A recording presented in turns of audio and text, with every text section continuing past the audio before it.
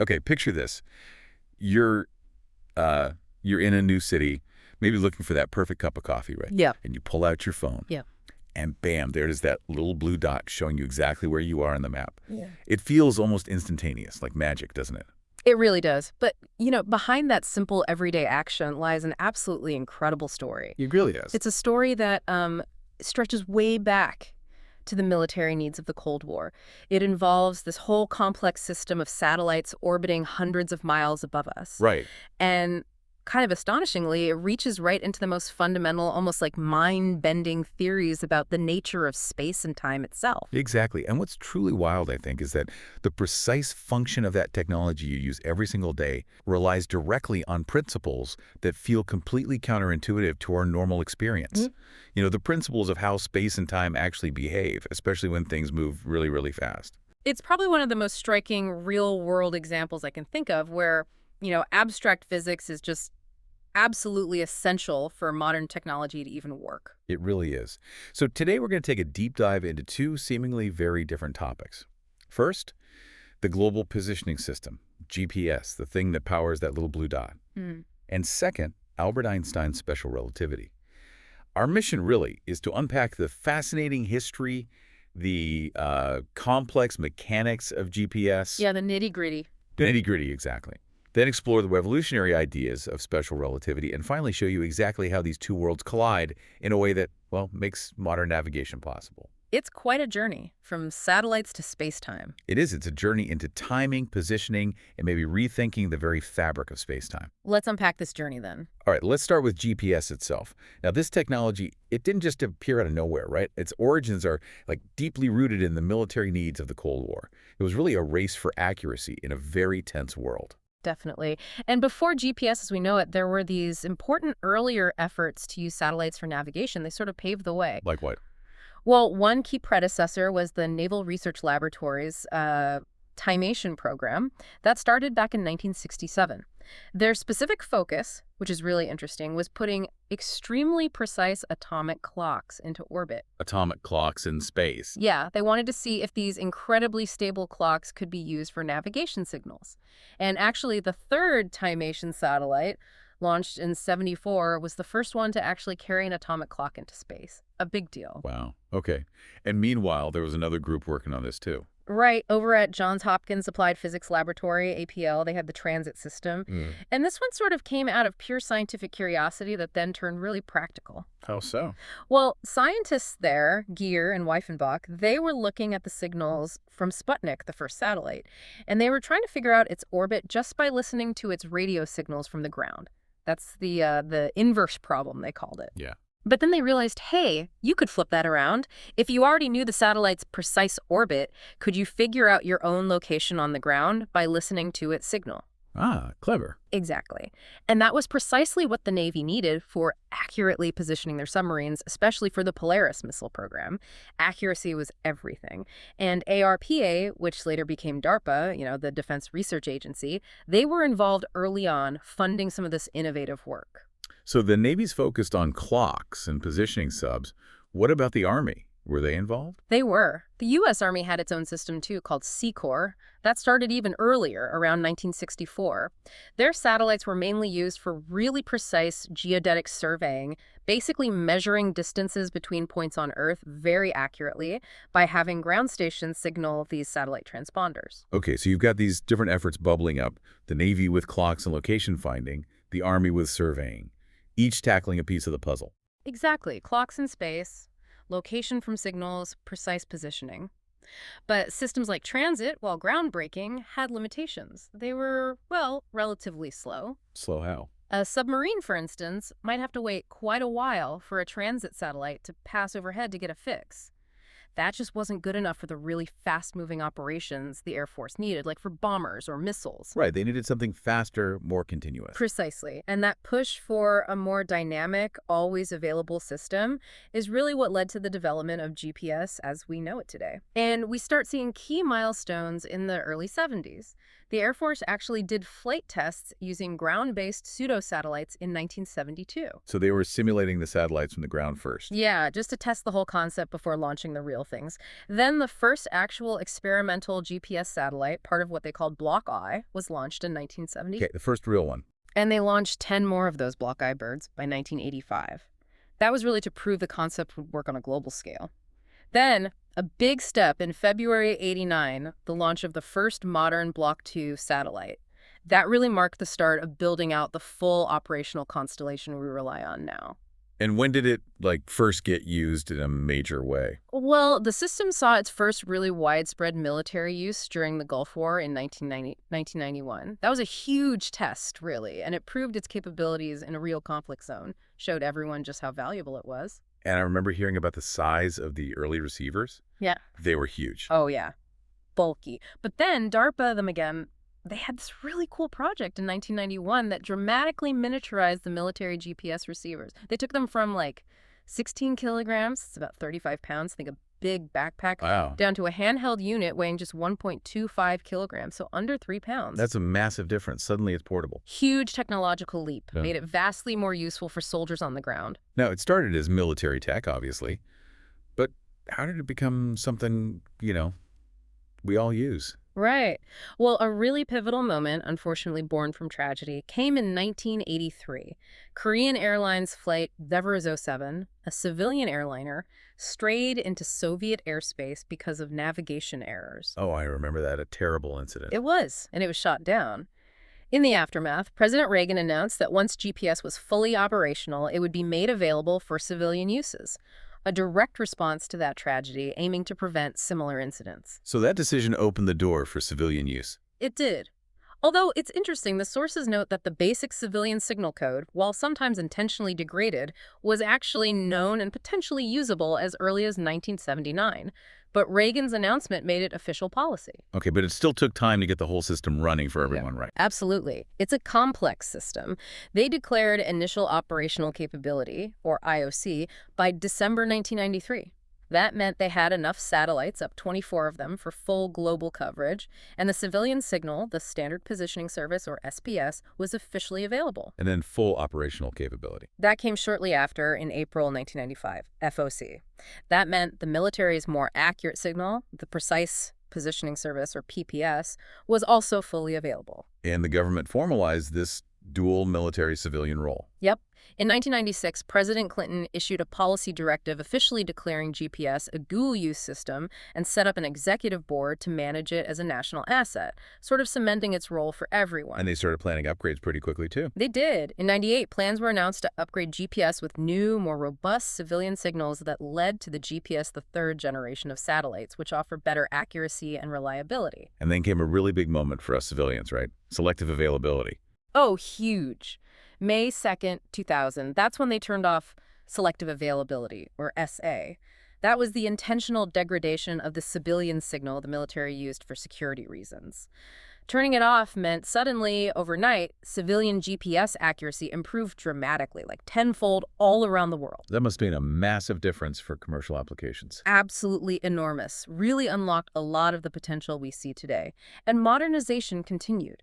The first modernized satellite launched in 2005, adding a second civilian signal called L2C, which helps correct for atmospheric errors. Ah, making it even more accurate. Exactly. And around the same time, 2004, companies like Qualcomm were already testing assisted GPS for mobile phones using cell towers to help the phone get a faster first fix. That really paved the way for the seamless navigation we expect on our smartphones now. Right, the kind that works almost instantly. And just to bring it up to date, operation of the GPS constellation transferred from the Air Force to the newly formed U.S. Space Force in 2020.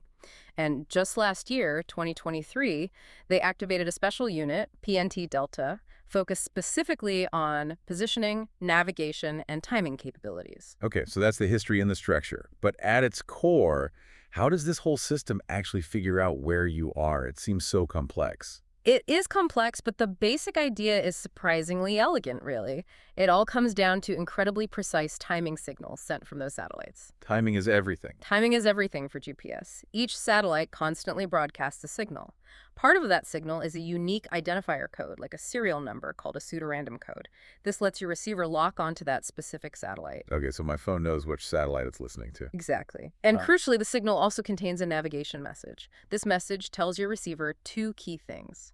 The exact time the signal left the satellite according to the satellite's atomic clock. The time of transmission, TOT. Right, TOT. And it also tells your receiver the satellite's precise orbital position at that exact moment of transmission, where it was in space. Okay, so the satellite says, I'm satellite X. I sent this message at time Y, and at that moment I was at position Z. Pretty much. Now, your receiver on the ground, maybe in your phone, it measures the time the signal arrives according to its own internal clock. The time of arrival, TOA. But my phone clock isn't an atomic clock, right? It's probably off a bit. Exactly. And that's the clever part. Your phone's clock isn't perfectly synchronized with the super accurate atomic clocks on the satellites. So when your receiver subtracts the time of transmission, TOT, from the time of arrival, TOA, and multiplies by the speed of light, To get distance. it gets an approximate distance. Right. Because its own clock is a bit off. This calculated distance isn't the true distance. It's called a pseudo-range. Pseudo-range, okay, because of the clock error. Precisely. And this is why you need signals from at least 4 satellites simultaneously, not just 3. Right, I always wondered about that. 3 points should define a position in 3D space, shouldn't they? You'd think so. And the signals from 3 satellites do help narrow down your location in 3 dimensions, latitude, longitude, and altitude. But you need that crucial 4th satellite measurement to solve for the unknown variable, the error or bias in your receiver's own clock. So the 4th satellite lets the receiver figure out how much its own clock is wrong and correct for it. Exactly. It basically allows the receiver to synchronize itself well enough with GPS time to calculate an accurate position. It solves for 4 unknowns, X, Y, Z, and time. That's clever. So the whole system is broken down into parts then. Satellites, us, and... Yeah, typically into 3 segments. The space segment, that's the constellation of satellites orbiting the Earth. User segment. That's us. Our phones, car navigation systems, airplane receivers, military gear, all that stuff. And the control segment. And the absolutely critical control segment. That's the network of ground facilities that manage the entire system, keeping the satellites healthy and their data accurate. Okay, tell me more about the control segment. That sounds like the hidden brain. It really is the brains of the operation. It consists of a master control station currently at Schriever Space Force Base in Colorado, Okay. a network of ground antennas to communicate with the satellites, and a global network of monitor stations.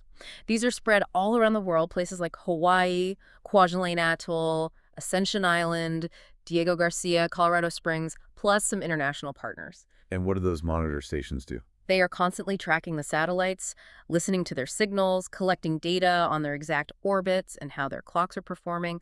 All this tracking data flows back to the master control station. And at the master control station. That's where the heavy-duty calculations happen. Using sophisticated filtering techniques like Kalman filters, they process all that monitor station data to determine the precise orbits of each satellite. These are called the ephemerides. They also calculate tiny, tiny corrections needed for the atomic clocks on board each satellite. Tiny corrections? How tiny? We're talking nanoseconds, billionths of a second. The timing has to be that precise. They factor in everything, even effects from space weather that might nudge the satellites or affect their clocks. Wow. Then, these precise navigation messages containing the updated ephemerides and the crucial clock corrections are uploaded back to the satellites via those ground antennas. This ensures the satellites are broadcasting the most accurate position and time information possible. So it's this constant loop. Track, calculate, update, broadcast. Exactly. Continuous monitoring and updating. It is absolutely essential. Without this constant management from the control segment, the accuracy of the satellite signals would degrade very quickly, and the whole system would become useless for navigation. Okay, so even with all that incredible precision, things can still go wrong, right? There must be sources of error. Oh, absolutely. Perfection is impossible. Yeah. There are several factors that can affect GPS accuracy. Tiny errors in the satellite clocks or the orbital data ephemeris that gets uploaded. Yeah. Then there are atmospheric delays. As the satellite signal travels down through the Earth's ionosphere and troposphere, it gets slowed down unpredictably. Right, the atmosphere isn't uniform. Exactly. And then, down near the ground, the signals can bounce off buildings or mountains or even water before reaching your receiver. That's called multipath error. Like an echo messing up the timing. Precisely. And then there's interference. That can be natural, like from solar flares, or it can be intentional jamming. Jamming sounds serious. It is. Intentional jamming is a growing concern, particularly for military operations, but also for civilian shipping, aviation, and critical infrastructure. Sources point to examples of jamming activity linked to state actors like Russia, China, North Korea, and Iran. It's a real threat they have to contend with. And wasn't there a big fight a while back about a company wanting to build a network near the GPS frequencies? Light Square. Ugh, yes, the light squared controversy. That was a big deal. It involved a company that proposed building a high-power, ground-based wireless broadband network using radio spectrum that was very close to the primary GPS L1 frequency band. And that caused problems. Well, the GPS industry argued forcefully that these powerful ground signals would overload or interfere with sensitive GPS receivers, potentially rendering GPS unusable in areas near the transmitters. The FCC had authorized spectrum use, but there was a huge debate over whether LightSquared's specific plan for terrestrial broadband fit the original rules, which mentioned ground components being ancillary to a satellite service. Ancillary meaning secondary. Exactly. The GPS community argued high-power broadband wasn't ancillary. It led to extensive testing, lobbying, the formation of the Coalition to Save Our GPS. It really highlighted the challenges of managing radio spectrum when different, potentially conflicting technologies need to operate near each other. It was presented as a technical and regulatory conflict. So just keeping this massive system running smoothly is a constant challenge then. It is. It's incredibly complex. There have been warnings in the past, like a GAO report back in 2009, raising concerns about potential satellite failures or aging ground systems needing upgrades. And there was even an incident in 2010 where a ground system software update caused temporary problems for some older military receivers. It requires constant vigilance. Okay, so that gives us a really good picture of GPS, the history, the mechanics, the challenges. Incredible engineering. Surely is. But now, as we promised, we need to take a pretty sharp turn. Yeah. Because to really understand how GPS achieves the amazing precision it does, we need to dive into something that seems, on the surface, completely unrelated. Albert Einstein's theory of special relativity. Right. We need to talk about the fundamental nature of space and time itself. It sounds abstract, but it's crucial. Okay, so we're shifting gears completely here. From satellites and signals to, physics that feels like it rewrites the rules of reality as we normally experience it. It absolutely does in many ways. Special relativity, which Einstein published back in 1905, really came about partly because of a fundamental conflict that had emerged in physics. A conflict between what? Between the long-established rules of classical physics, think Newton, Galileo, how we normally think about motion, and the incredibly successful new theory of electromagnetism developed by James Clerk Maxwell, which brilliantly described electricity, magnetism, and light. Okay, so classical physics versus electromagnetism. What was the conflict?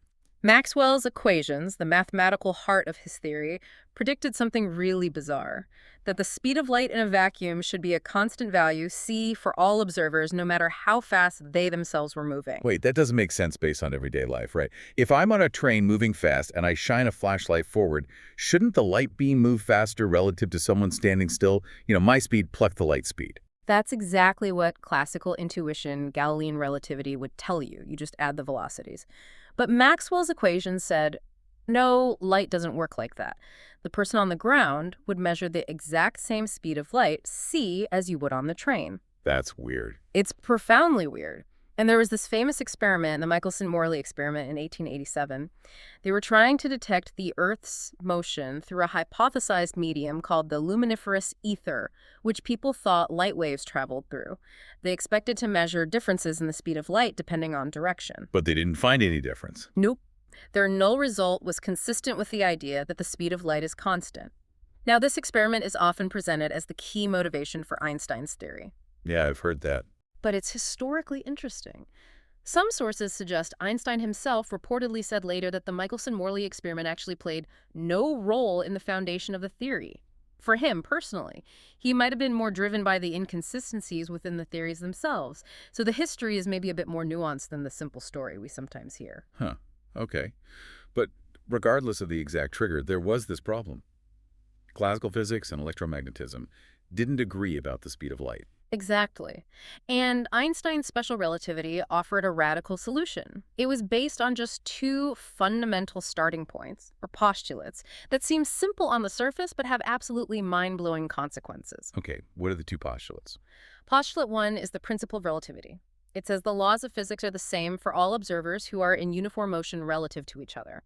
That means moving at a constant velocity in a straight line, what physicists call inertial frames of reference. There's no absolute rest frame, no single inertial frame is more special than any other. Okay, laws of physics are the same everywhere for steady motion. That seems reasonable enough. What's the second one? The second one is the kicker, the principle of the invariant speed of light. It states that the speed of light in a vacuum, c, is the same constant value for all inertial observers, regardless of their own motion or the motion of the light source itself. That's the revolutionary one. Whether you're chasing a light beam or running away from it, you always measure its speed as c. Precisely. And if you take these two seemingly simple postulates seriously, if you accept them as true, it completely changes our understanding of space and time. It forces us to throw out the old intuitive rules for how measurements translate between moving observers, the Galilean transformations. The simple velocity addition stuff. Right, and replace them with new rules, the Lorentz transformations. Okay, Lorentz transformations. What do they do? They're basically the mathematical rules that show how measurements of time intervals and spatial coordinates in one inertial frame relate to the measurements made in another inertial frame that's moving relative to the first. The math involves this crucial factor, usually written as the Greek letter gamma, the Lorentz factor. Gamma. And what does that depend on? It depends only on the relative speed, v, between the two frames, and the speed of light, c. For everyday speeds, gamma is incredibly close to 1, so the old rules work fine. But as the relative speed v gets closer and closer to the speed of light c, gamma gets bigger and bigger, approaching infinity. So the faster you go, the more different the measurements become between frames. Exactly. And the essential core idea of special relativity, Einstein's big insight, is that the fundamental laws of physics themselves must be invariant. They must look the same, have the same mathematical form when you use these Lorentz transformations to switch between inertial frames. Okay, and this mathematical framework, this Lorentz invariance, it leads to those famous weird effects, right? Like time slowing down. Precisely. The first major consequence is time dilation. It means that a clock moving relative to you will be measured to run slower than an identical clock that is sitting still relative to you. Moving clocks run slow. How does that work? Well, think about a simple thought experiment, sometimes called a light clock. Imagine time is measured by a pulse of light bouncing vertically between two mirrors. Tick-tock is one round trip. Okay, light bouncing up and down. Now, imagine that clock is moving horizontally past you at a high speed. From your perspective, watching it go by, that light pulse doesn't just travel straight up and down anymore. To get from the bottom mirror to the top mirror as the clock moves sideways, the light has to travel along a longer diagonal path. Ah, because the top mirror has moved by the time the light gets there. Exactly. And since the second postulate says the speed of light is constant for you, the observer, if the light has to travel a longer distance for each tick, from your perspective, then each tick must take longer. So the moving clock appears to tick slower to me. That's time dilation. The time interval measured by a clock that's at rest relative to the events its timing is called its proper time. The math shows that the time interval you measure for the moving clock is equal to the proper time multiplied by that Lorentz factor gamma, since gamma is always 1 or greater. The time measured for the moving clock is always longer, or the same if it's not moving. Time runs slower for the moving clock. Correct. The faster it moves, the bigger gamma gets, and the slower its time runs relative to you. Okay, that's mind-bending. What's the other big effect? Length contraction. Yes, length contraction. An object moving relative to an observer is measured as being shorter in the direction of its motion compared to its length when measured at rest, its proper length. So moving things shrink. They are measured to be shorter only along the direction they are moving. The formula is that the measured length equals the proper length divided by gamma, xcj. Since gamma is 1 or greater, the measured length is always less than or equal to the proper length. So the faster it goes, the shorter it's measured to be in the direction of travel. Exactly. Now, this is crucial, right? These aren't just illusions. It's not just how things look. That is a critical point. Time dilation and length contraction are effects on measured quantities. They are genuine physical effects on how time intervals and spatial distances are determined by observers in relative motion. They are not optical illusions caused by, say, the time it takes light to travel from different parts of the object. Okay, so the measurement itself changes, but what you see visually might be different. Yes. What you visually see of a very fast-moving object is affected by the finite speed of light and the fact that light from different parts of the object reaches your eye at slightly different times. This can lead to apparent visual distortions, sometimes called the Terrell-Penrose effect. For instance, a sphere moving at relativistic speeds might still look like a sphere visually, but a cube might appear rotated or curved. But that's the visual appearance, distinct from the measured length contraction. Okay, measured length contracts, measured time dilates. Got it. What else comes out of relativity? Another key concept is the relativity of simultaneity. Two events that happen at the exact same time in one observer's frame of reference might not happen at the same time when measured by an observer in a different frame, moving relative to the first. What's simultaneous depends on your frame of reference. Wow. So now isn't absolute. In a way, yes. And related to this is something called the Sagnac effect, which is actually a measurable effect related to rotation and the path light takes. It's used in some real-world technologies like ring laser gyroscopes for navigation. Huh. And what about adding speeds? You said we can't just add them. Right. Because the speed of light is the absolute speed limit, c, you need a relativistic velocity addition formula. It's a bit more complicated than just v1 plus v2, but the result is that if you combine any two speeds less than c, the total speed you get is always still less than c. You can never reach or exceed the speed of light by just adding up velocities. And why is c the speed limit? What breaks if you go faster? Causality breaks. The relationship between cause and effect. If you could send a signal or travel faster than light, then according to the Lorentz transformations, there would be some observers and some other reference frame who would see your signal arrive before it was even sent. Effect before cause. That sounds like paradox territory. Exactly. It could lead to logical paradoxes, sometimes illustrated with thought experiments like a tachyonic anti-telephone, where you could theoretically send messages into your own past. Special relativity upholds causality by making key the ultimate speed limit for any information transfer. Okay, so relativity fundamentally changes space and time. Do physicists think of them differently now? Yes, very much so. Special relativity led Hermann Minkowski to propose that space and time are not separate entities but are interwoven into a single four-dimensional continuum called Minkowski spacetime. Spacetime. Heard that term. Physical quantities, like the position of an event, time and space coordinates, or the energy and momentum of a particle, are described more naturally using mathematical objects called four vectors within this space-time framework. These four vectors transform correctly between different inertial frames, according to the Lorentz transformations. You might also hear about relativistic energy, E equals omcity, which is part of this framework, connecting energy, mass, and motion via that gamma factor. So it's a whole new geometry for the universe. In essence, yes. And while special relativity strictly applies to inertial frames, constant velocity, its principles can be extended to describe accelerating particles too, using concepts like a momentarily co-moving reference frame. But one key finding is that there's no frame, inertial or otherwise, where a photon, a particle of light, is at rest. It's always measured moving at c. Interestingly, accelerated observers in this framework can even perceive phenomena analogous to event horizons. Wow, okay, one more classic relativity thing, the twin paradox. What's the deal with that? Ugh, the famous twin paradox. Okay, so one twin stays home on Earth. The other twin gets in a super fast spaceship, travels to a distant star, turns around, and comes back. Right. And the paradox is, who's younger when they reunite? Exactly. From the traveling twins' perspective, Earth was moving away and then towards them, so they might think the Earth twins' clock ran slower. From the Earth twins' perspective, the traveling twin was moving fast, so their clock should have run slower. Who's right?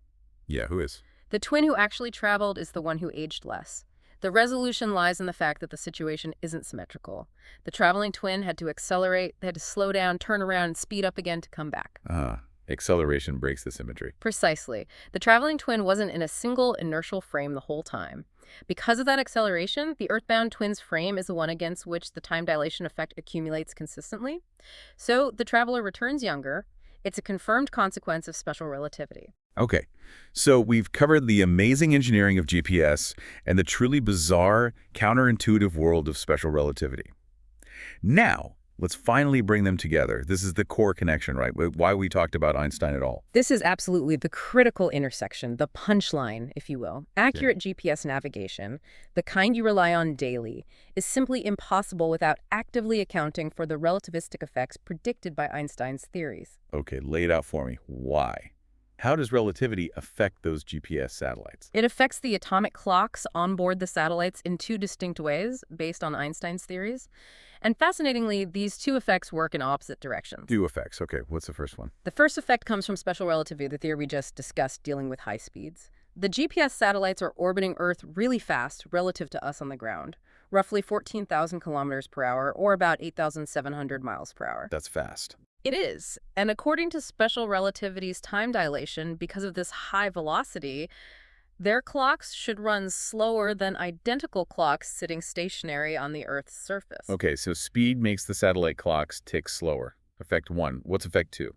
Effect two comes from Einstein's other theory of relativity, general relativity, which deals with gravity. General relativity predicts that clocks run faster in weaker gravitational fields. Weaker gravity makes clocks faster. Yes, and the GPS satellites are orbiting high above the Earth, where the pull of Earth's gravity is significantly weaker than it is down here on the surface. Ah, so because they're in weaker gravity, this effect makes their clocks run faster than ground clocks. Exactly. So you have special relativity due to speed making the clocks run slower, and general relativity due to weaker gravity making the clocks run faster. They are opposing effects. Okay, slower from speed, faster from gravity. Which one wins? Or do they cancel out? They don't cancel out perfectly on their own. The effect from general relativity, the clocks running faster due to weaker gravity, is actually larger or more significant than the effect from special relativity, making them run slower due to speed. So the net effect, if you did nothing, is that the satellite clocks would run faster than clocks on the ground. Correct. By about 38 microseconds per day faster. 38 microseconds. That sounds tiny. Does it really matter? Oh, it absolutely matters. Remember, GPS works by measuring the travel time of signals moving at the speed of light. Light travels about 30 centimeters in a nanosecond, so an error of microseconds builds up very quickly. If you didn't account for this net 38 microsecond per day drift, What would happen? your calculated position would be wrong.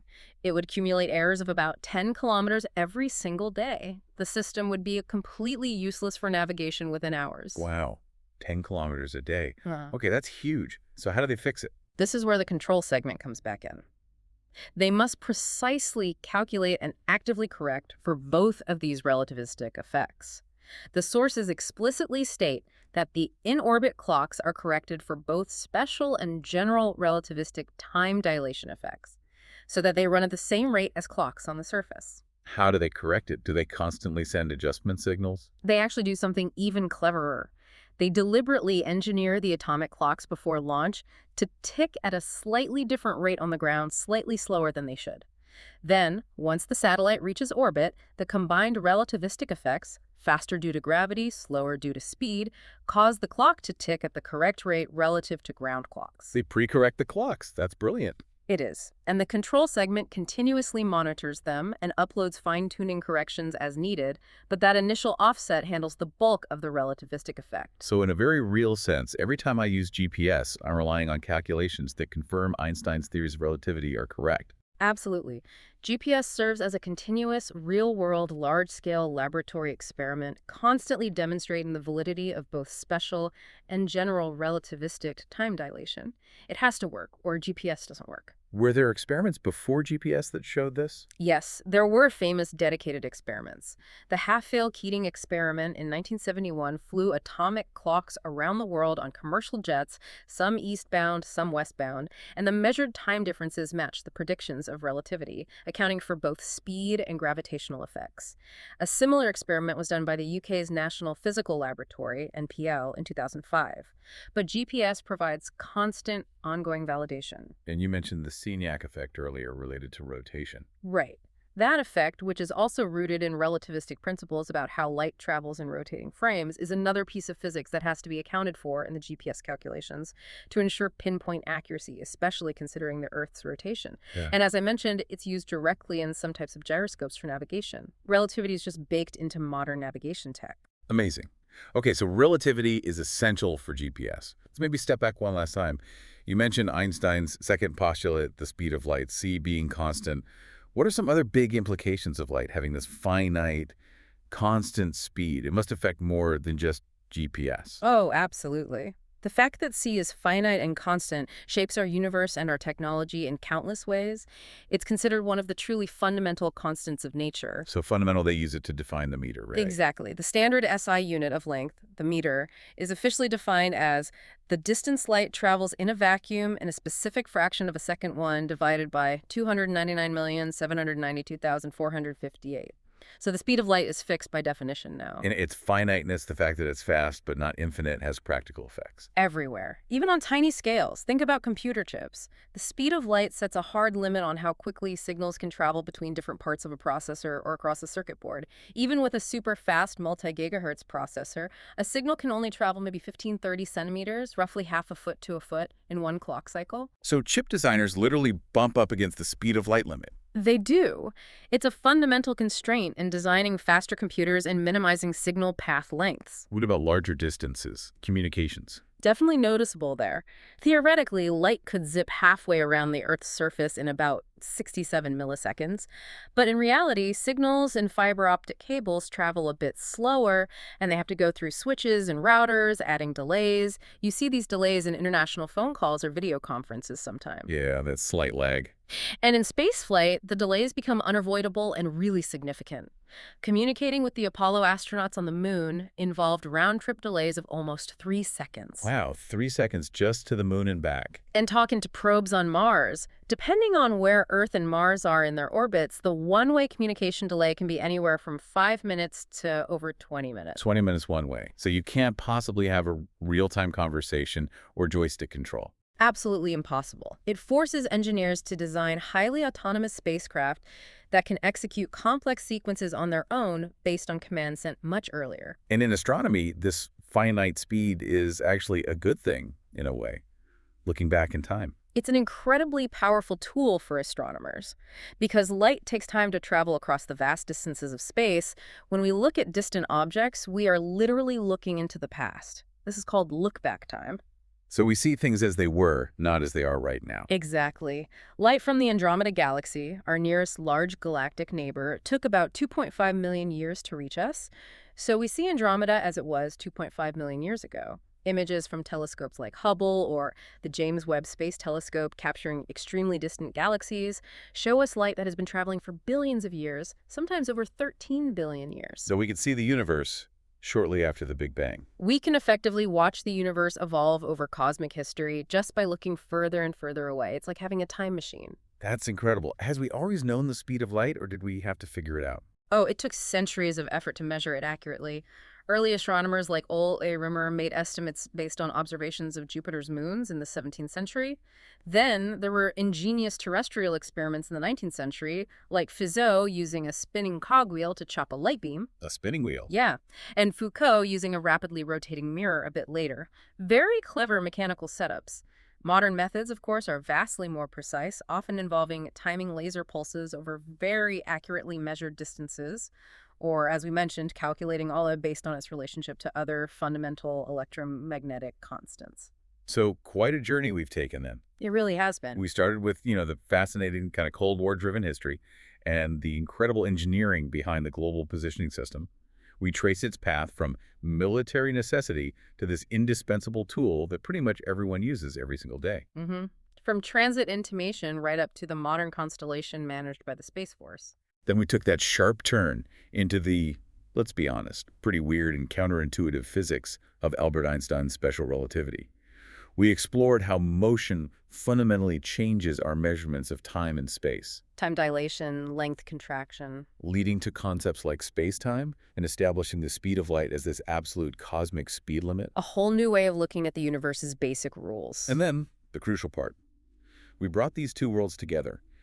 We saw how the practical, everyday function of getting that accurate little blue dot on your phone map relies directly, fundamentally, on applying corrections derived from those seemingly abstract principles of relativity, both special and general relativity. It's truly remarkable, isn't it, that the level of precision needed for global navigation forces engineers to confront, calculate, and build systems that account for the relativistic warping of time predicted by Einstein's theories. It's physics made tangible. So the next time you glance at your navigation app, maybe heading to that coffee shop, just take a second and remember what's happening. You're not just seeing a map and a dot. You are tapping into this vast, complex system that is constantly, actively accounting for the fundamental, sometimes bizarre, rules of physics governing time and space across hundreds of miles of altitude and thousands of miles per hour of speed. It really puts it in perspective, Yeah. which leads to maybe a final thought for you, the listener, to mull over. It's incredible how deeply fundamental physics, like the constant speed of light and the relativistic nature of space-time, is woven into the fabric of our most common, everyday technologies like GPS. It makes you wonder, what other everyday tools might be secretly relying on complex scientific principles we rarely even stop to think about?